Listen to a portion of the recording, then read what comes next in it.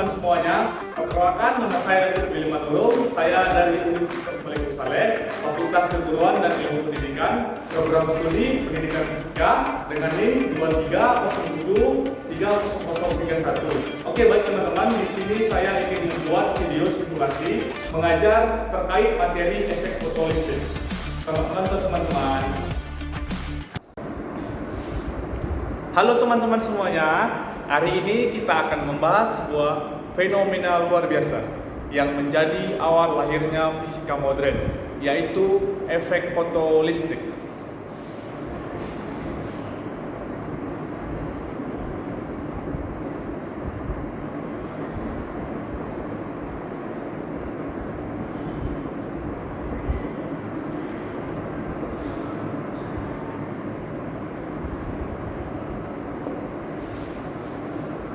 Coba teman-teman perhatikan di sekitar kita yang sering kita temui, yaitu ada lampu jalan yang menyala otomatis di malam hari, pintu mal yang terbuka sendiri saat kita mendekat, atau panel surya di atap rumah yang menghasilkan listrik dari sinar matahari. Semua teknologi itu bisa bekerja sama karena prinsip yang sama, yaitu efek fotolistrik. Fenomena inilah yang menjabatani teori klasik dan teori kuantum, serta membuat Albert Einstein meraih hadiah Nobel Fisika pada tahun 1921. Oke, baik teman-teman, langsung saja kita masuk ke yang pertama, yaitu pengertian dari efek fotolistrik.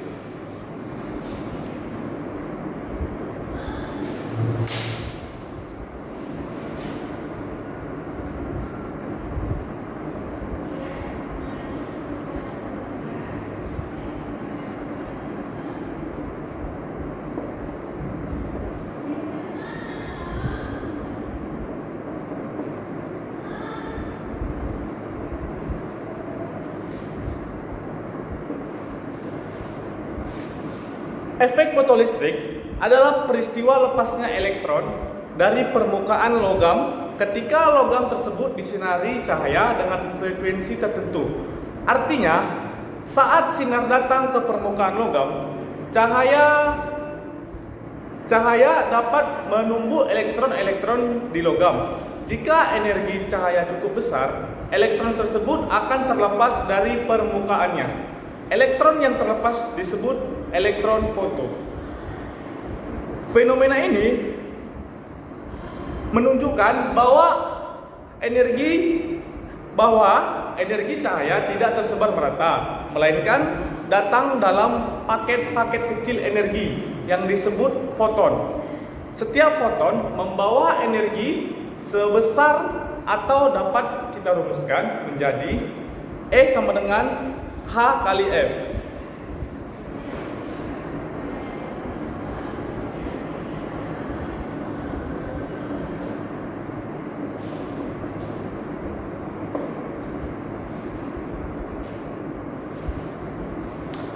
Di mana E ini adalah energi foton. Hanya yaitu adalah konstanta Planck, yaitu 6,63 kali 10 pangkat min 34, atau ya seperti saya bilang tadi, konstanta Planck. F-nya adalah frekuensi cahaya atau dalam bentuk hertz ya. Oke, baik. Dari rumus ini dapat kita artikan cahaya yang memiliki frekuensi tinggi seperti sinar ungu atau ultraviolet membawa energi foton yang lebih besar dibandingkan cahaya merah. Jadi, warna cahaya menentukan besar kecilnya energi yang dibawa oleh foton. Oke, baik. Kita lanjut ke materi yang kedua, yaitu hubungan energi foton dan energi elektron.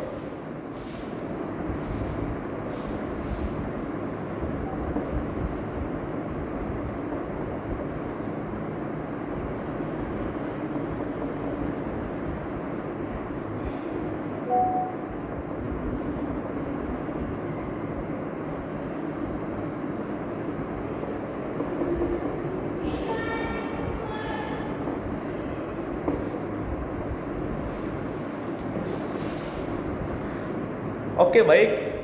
Hubungan energi foton dan energi elektron. Ketika foton membentuk permukaan logam, energi foton atau kita sebut tadi dengan HF diserap oleh elektron di logam. Sebagian dari energi ini digunakan untuk melepaskan elektron dari gaya tarik atom logam dan sisanya menjadi energi gerak atau energi kinetik dari elektron yang keluar. Hubungan antara energi foton dan energi elektron dijelaskan oleh persamaan EK sama dengan AF min W.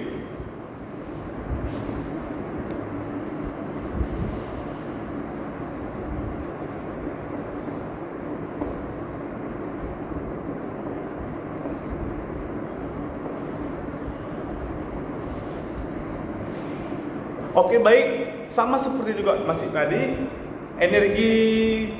oke, baik, maaf ada kesalahan. EK ini adalah energi kinetik, AF itu adalah energi foton yang datang, W itu adalah fungsi kerja logam atau energi minimum untuk melepaskan elektron dari permukaannya.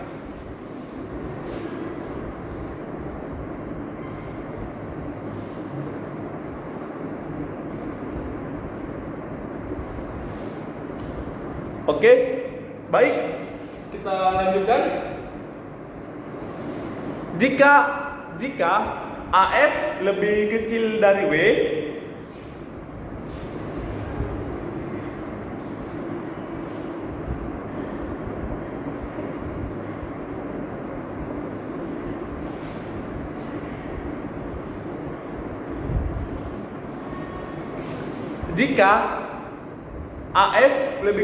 W, elektron tidak akan lepas.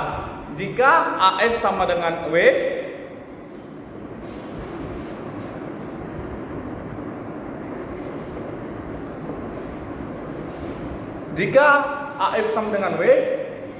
elektron lepas tetapi tanpa energi kinetik.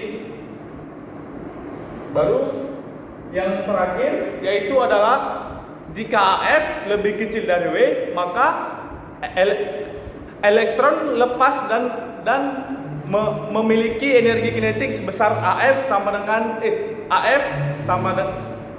min W.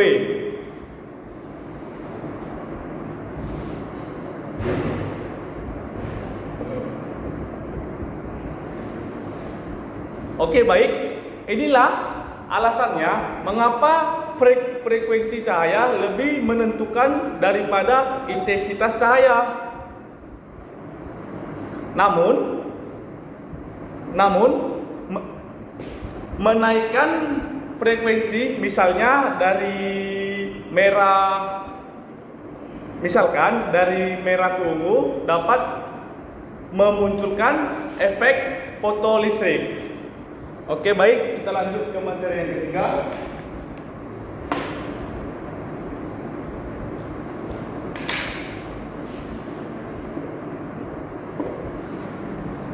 Oke, baik, dari materi yang ketiga yaitu adalah fungsi kerja dan frekuensi ambang.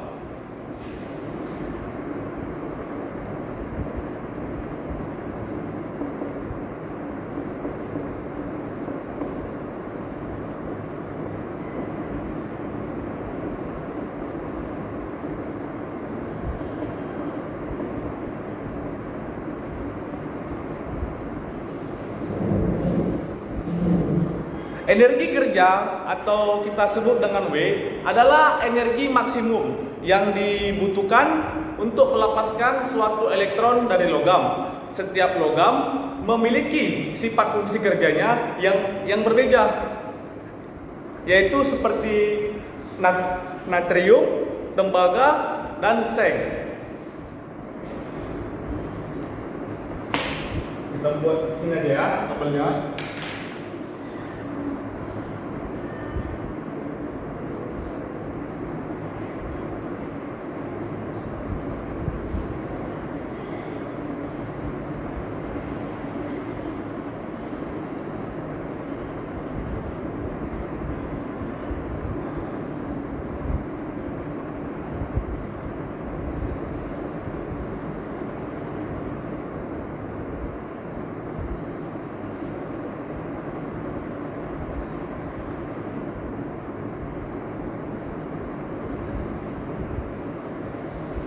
Oke, baik.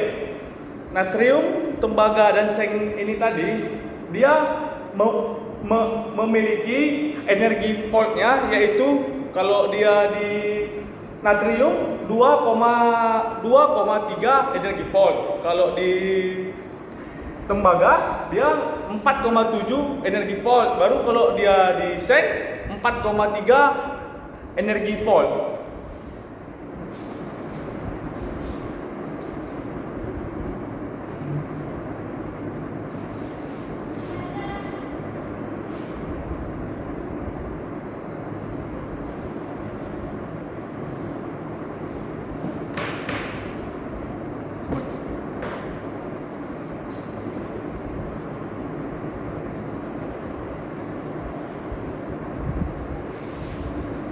Oke, baik. Untuk bisa melepaskan elektron dari logam, cahaya harus memiliki frekuensi minimum yang disebut frekuensi ambang atau F0 dengan hubungan AF sama dengan AF0 sama dengan W.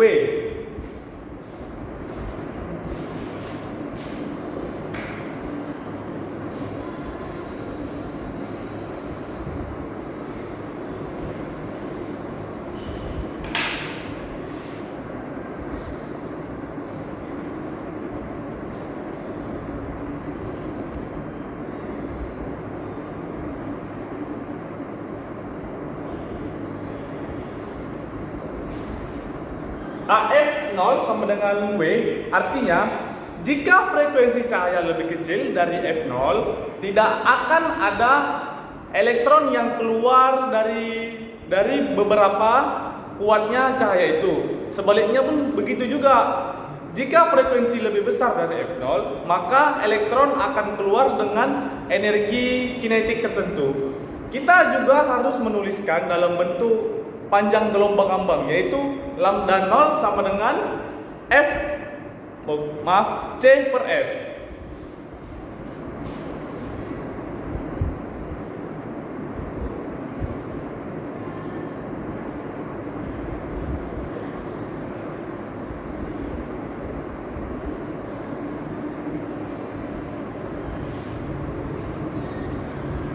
Oke, baik. Dalam arti lambda 0 sama dengan C per F, artinya semakin besar fungsi kerja logam, semakin pendek panjang gelombang ambangnya. Oke, baik. Selanjutnya yaitu penerapan efek fotolistrik dalam kehidupan modern.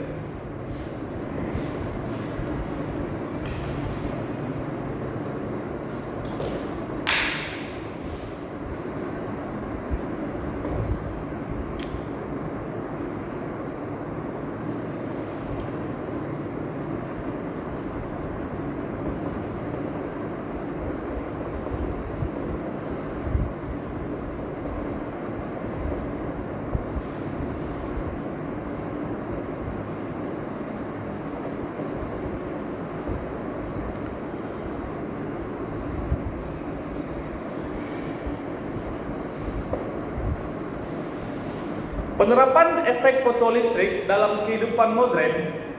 Efek fotolistrik menjadi dasar dari banyak teknologi modern yang kita gunakan setiap hari, yaitu ada beberapa contohnya, yaitu seperti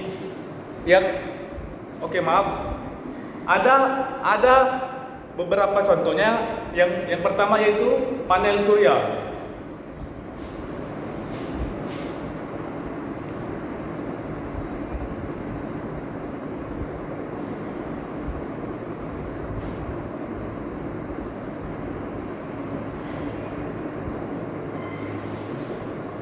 Panel surya mengubah cahaya matahari menjadi listrik dengan prinsip efek fotolistrik ketika sinar matahari mengenai bahan semikonduktor seperti silikon. Foton menumbuk elektron dan membuatnya berpindah menghasilkan arus listrik. Energi ini dapat digunakan untuk menghidupkan lampu, mengisi baterai, bahkan menjadi sumber listrik utama di rumah. Oke, baik. Yang kedua yaitu adalah sensor cahaya otomatis.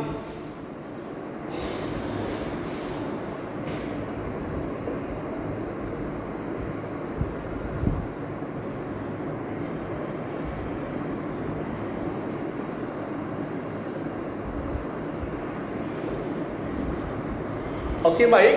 Sensor cahaya pada lampu jalan otomatis atau pintu otomatis misalnya seperti di mall juga bekerja dengan prinsip efek fotolistrik. Saat sintetis cahaya berubah, misalnya ketika hari mulai gelap, sensor merespon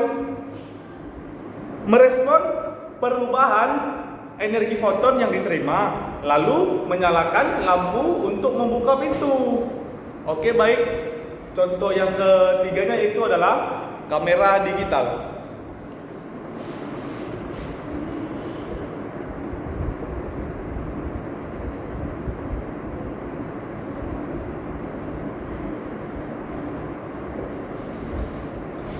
Pada kamera digital atau sensor CCD menyerap cahaya yang masuk. Setiap foton yang menumpuk sensor melepaskan elektron, jumlahnya tergantung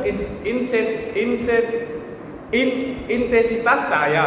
Elektron ini diubah menjadi sinyal listrik yang kemudian diterjemahkan menjadi gambar digital. Oke, baik. Yang keempat contohnya yaitu seperti sel fotokonduktor.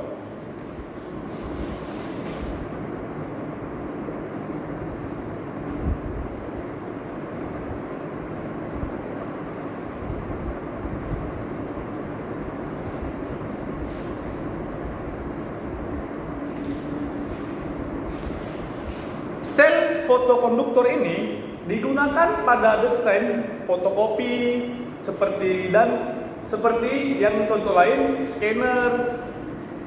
Cara kerjanya yaitu ketika terkena cahaya, beban ini menjadi lebih konduktif karena efek fotolistrik sehingga mampu menyalin dan mendeteksi gambar dengan lebih akurat.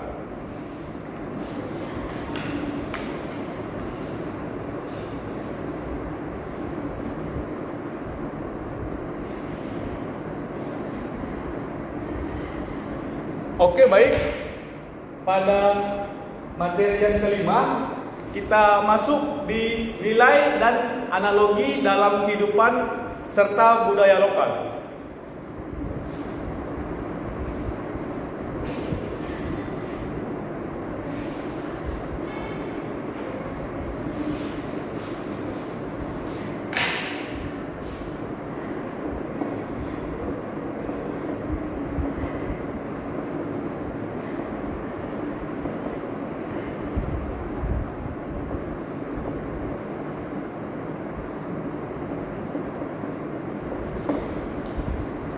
Dalam kehidupan masyarakat, prinsip pemanfaatan energi cahaya sebenarnya sudah lama dikenal.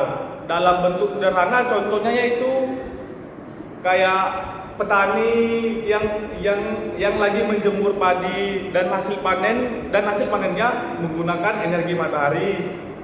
Yaitu yang contoh keduanya yaitu seperti masyarakat di daerah pegunungan menggunakan sinar matahari untuk menghangatkan rumah atau menjemur pakaian. Semua dari kegiatan itu menunjukkan pemanfaatan energi cahaya untuk menghasilkan perubahan fisik atau kimia yang berguna. Hal ini sejalan dengan prinsip efek fotolistrik, di mana energi cahaya mengubah energi potensial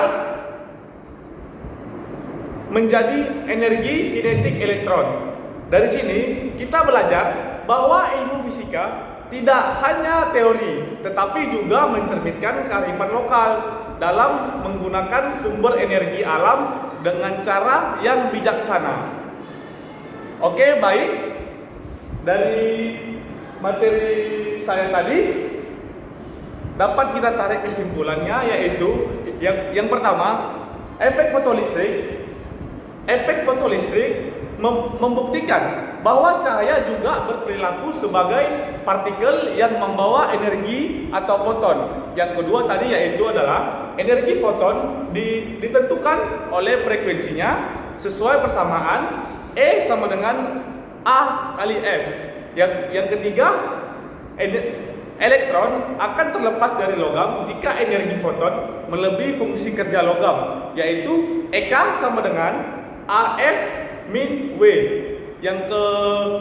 Yang keempat adalah frekuensi ambang F0 adalah batas minimum agar efek fotolistrik dapat terjadi. Yang kelima adalah efek fotolistrik banyak digunakan dalam teknologi seperti panel surya, kamera digital, dan sensor otomatis. Jadi teman-teman, efek fotolistrik bukan hanya sekedar fenomena fisika, tetapi juga fondasi bagi berbagai teknologi modern yang kita nikmati hari ini juga. Dengan memahami prinsip ini, kita bisa menyadari betapa luar biasanya cahaya, bukan hanya sebagai penerang, tetapi juga sebagai sumber energi dan pengetahuan. Teruslah belajar, karena setiap sinar ilmu yang kita terima, sekecil apapun, bisa membangkitkan elektron semangat dalam diri kita untuk terus belajar lebih maju. Terima kasih. Oke, baik teman-teman, sekian video dari saya. Semoga video saya